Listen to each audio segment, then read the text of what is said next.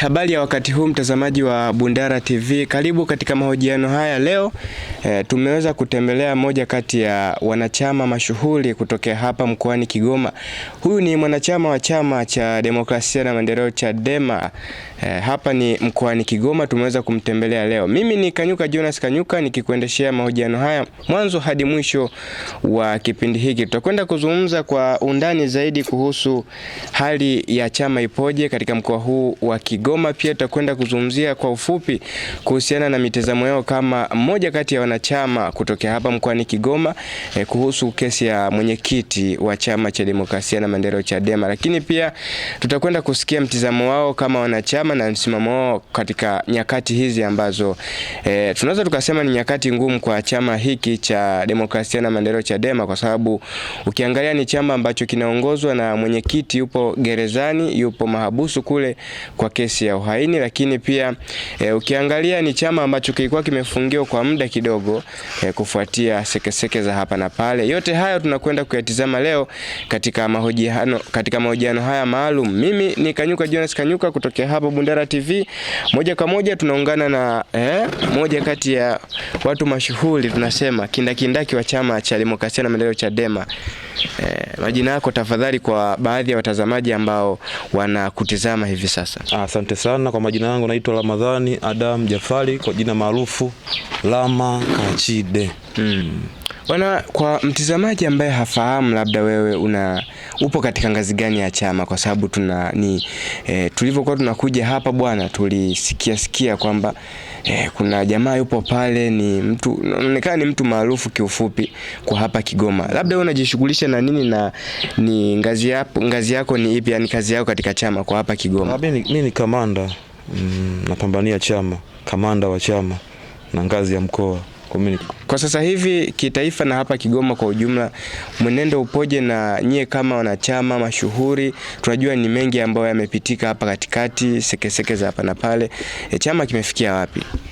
Kwa upande wa Kigoma tuna wakati mgumu sana, maana toka tufungiwe, na kabla hata ya kufungiwa mwenyekiti wetu alikamatwa na alikuwa anatakiwa aje hapa vile vile, maana kabla kamatwa Lissu ilikuwa kule alipokamatiwa alikuwa anatakiwa akitoka kule aje hapa, lakini akashikwa kwa kuja na huu kanda ilikuwa, yani waligawana kanda, kila mtu aende kanda yake, na hii kanda ilikuwa kanda ya ziwa ilikuwa ni ya nani?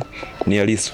Ikabidi ikamlazimu tena hadi huku tena tembee, na kwa bahati mbaya zaidi kufika Tabora ametoka Tabora anatakiwa afike hapa. Taarifa zikatumwa mtandaoni, ilikuwa jioni ile saa 12 kwamba Chadema mmesitishiwa kwanza huduma kwenye mmesitishwa kwa shughuli za chama. Ikabidi sasa badala ya kuja Kigoma ikabidi asije Kigoma, lakini ni watu watangulizi walikuwa tayari washafika kwa niaba ya maandalizi ya mkutano kwa niaba ya John Heche, lakini bahati mbaya ndio ikawa hivi.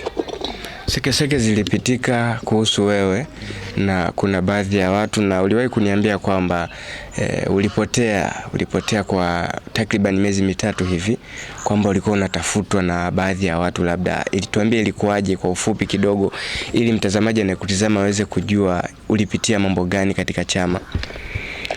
Kuna wakati gombania mwenyekiti wa serikali za mitaa. Baada ya gombania mwenyekiti wa serikali za mitaa, sasa kuna kauli ya chama ambayo kama ulikuwa unaisikia mpaka leo ipo, no reform no election.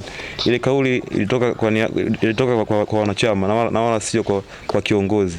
Na wakati huo ilikuwa kabla ya hajapata Lissu. Kauli hiyo ilitoka kwa wanachama wa Tanzania nzima, ambako akiwa kiongozi bado akiwa Mbowe. Sasa taruki ikaonekana kwamba kwa sababu chama kilisema no reform, kauli ya wanachama wote, na Lissu ndo bahati nzuri Lissu kuchukua, kabidi yeye ndo aendeleze ile kauli ya chama, kwamba chama kikaamua, watu wote wakaamua kwamba hamna kwenda kwenye uchaguzi bila mabadiliko. Ikalazimika mimi kama mwenyekiti ili niweze kuhamasisha wengine, kwa sababu mimi ndo nigombea mwenyekiti eneo hili hapa, mitaa takriban mitaa 10, kwa maana kuanzia barabarani kule, ile eneo la mwenyekiti wa ile eneo ni kuanzia barabara kubwa kule paka huko juu, kama vile barabara kama mitaa kama 10 hivi. Ikabidi mimi ndo ni kwanza kuhamasisha kwamba niandike nyumbani hapa no reform no election, kama hakuna mabadiliko hakuna uchaguzi. Sasa ilichukua kama miezi kadhaa hivi kwenda kwenye uchaguzi mkuu. Sasa mimi tayari nishaandika hapo. Ile kauli watu walikuwa wanaipita wanaiona. Wanasema vipi chaguzi ushaisha wa serikali za mitaa. Lakini ile kauli niliyoandika ina maana baadaye imeenda baada kufika kwenye uchaguzi mkuu, sasa ndo watu wakaanza Oktoba 29 ndo kaanza kuifuatilia. Wakati tayari mimi niliandika wakati mimi nimezulumiwa kwenye uchaguzi za serikali za mitaa, nikasema kwa sababu chama kimesema no reform no election, kwa maana kwamba kwenye uchaguzi mwingine hatuendi bila nini, bila mabadiliko, mimi ikabidi niandike nyumbani, ikawa ndo kama kosa. Sasa tarehe imefika tarehe 29, wenyewe nafikiri wenyewe wakaona huyu bwana ndo kaandika jana, kumbe nimeandika muda mrefu kwa niaba nini, kwa niaba ya chama. Umeona bwana, shughuli ndo ikaanzia hapo, kutokana watu wengi walikuwa waamini kwamba je, hivi Tanzania nzima ni kweli wataki kupiga kura au inakuwaje? Watu wengi walikuwa waamini. Sasa kutokana na tarehe 29 ikaenda mpaka tarehe 30, watu wanasikia huko, mtandao imezimwa, watu wanasikia huko, wana huyu bwana alikuwa na kitu, watu mtafute. Kweza amini nitafuta mpaka na watu wengine ambao hata siwajui. Kia ningependa huko unatafutwa. Mara huku tena mara defender anakutafuta. Wewe ndio mtu muhimu. Na wakati huo tayari jamaa yangu mmoja na yeye ni mwanachama Chadema wa Urusi pale, jina lake Rajabu. Alitekwa pale. Alichukuliwa pale Mabuchani pale.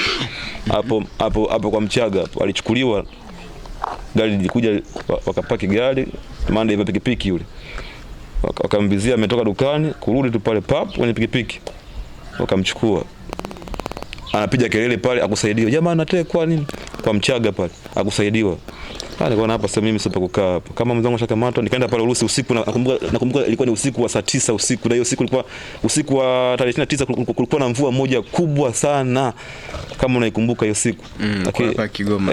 Kwa hapa Kigoma ilikuwa kuna mvua moja kubwa sana usiku wa tarehe 29 ule. Kabidi niende kujiridhisha mwenyewe pale Urusi. Kufika pale Urusi nikutana na jamaa wangu mmoja pale, ana banda pale la kutembea, jina lake Jumapili. Na maana alikuwa ni bosi wangu wa pikipiki Jumapili. Umeona bwana, nikamuuliza brother, vipi hapa? Salama. Lakini kwa salama ni sisi, so wewe. Wameshatoka hapa watu wote wenzako shakamatwa huko ndani Urusi, na wametoka hapa watu wanakutafuta wewe tu. Wewe ndio inaonekana ndio tatizo. Akasema hapa, asante sana, usimalizie hata kwenda usimalizie hapo. Nikaondoka. Nikaanza safari hiyo usiku. Nakumbuka nilitembea hapa na Simbo. Watu anaongea, nafikiri wakiona watu mtandaoni kuna mashahidi, madereva magari. Nilitembea hapa na Simbo kwa mguu. Sikuishia hapo yani. Baada ya kufika Simbo, nikapewa taarifa tu, bwana, hiyo njia sio nzuri, pitia za Manyovu. Yani inabidi waseme nifike sehemu hiyo, inabidi bwana nipitie Manyovu. Kwa hiyo inabidi nirudi tena. Nikarudi. Umeona bwana. Nikapitia Manyovu. Tena hiyo kama hajafika Manyovu, na maana nitembea kwa mguu tena mpaka wapi? Mpaka karibia nani hapa Kamala, mbele ya Kamala, nilisogea Kamala, nikasogea hadi Kazegunga. Ndio nikapata lift hadi roundabout pale Mwandiga. Kwa hiyo nikaanza safari tena kwa mguu tena mpaka kwa sababu nilikuwa siamini kuingia kupanda kwenye gari, kwa sababu maagizo nilikuwa nayo kwamba haipasi kupanda kwenye magari hapo. Kwa hiyo uenda ukamata ikawa rahisi sana. Kwa hiyo ikabidi nitembee na kwa mguu tena. Nikapatia usafiri mbele kama sio ni Mkongoro ndio huyo. Nikabidi nifike sehemu husika ambayo natakiwa nifike huko. Kwa hiyo namshukuru Mungu, nikafika kule uhamishoni huko. Nilifika, nashukuru Mungu, fika kule simu nilizima. Kwa hiyo huko mtaani sasa ikabaki huyu jamaa sio kametekwa, sio kauliwa, ikabaki tu hivyo. Umeona bwana, simu niwasha kama wiki ya 3 nawasha simu, na simu zinaingia message, simu zikaanza kuingia. Vipi bwana? Nikamwambia mimi niko salama. Umeona bwana, niko hapa, nipo salama, nitakuja hapo. Umeona bwana. Baada nikaa kama miezi 3, inabidi nije hapa. Kwa nikaja hapa kwa sababu familia yenyewe ilikuwa kama unavyoona, na familia na mke na watoto wawili. Familia yenyewe inanitaka njoo bora ufie hapa na nini, kwa sababu familia ilikuwa naita huko njoeni, haitaki, anambia njoo hapa ufie tu hapa huko, hatuwezi kuja. Unaogopa nini? Kwa sababu wewe sio mwizi. Nikaona basi hamna shida, kwa nikarudi hapa.